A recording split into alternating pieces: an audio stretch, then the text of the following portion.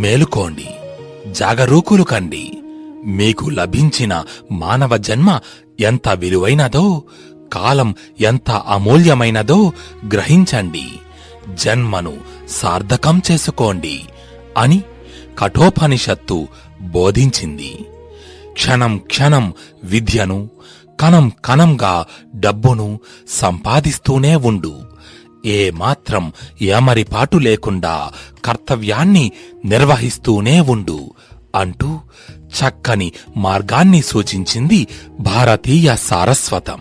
కర్తవ్యాన్నే తప్ప కర్మత్యాగాన్ని అది ఏనాడు బోధించలేదు. పనినే తప్ప పలాయనవాదాన్ని ఎక్కడా ప్రోత్సహించలేదు.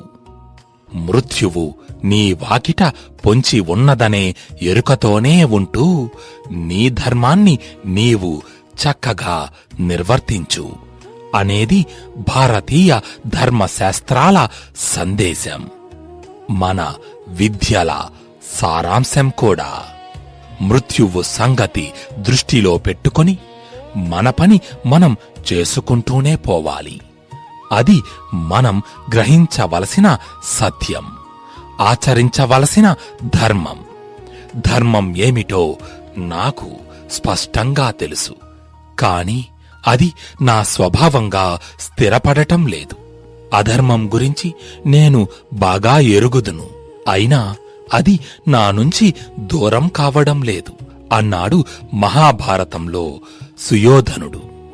మనలో చాలామంది పరిస్థితి నిజంగా అదే. ఆనాడు దుర్యోధనుడు చెప్పాడు, మనం చెప్పడం లేదు, అంతే తేడా. కురుక్షేత్ర సంగ్రామానికి ముందు ఎన్నో సందేహాలు చుట్టుముట్టాయి అర్జునుణ్ణి. దుఃఖం ఆవరించింది. కృష్ణుడు కనికరించాడు, స్వధర్మాన్ని గుర్తుచేశాడు, కర్తవ్యాన్ని వివరించాడు.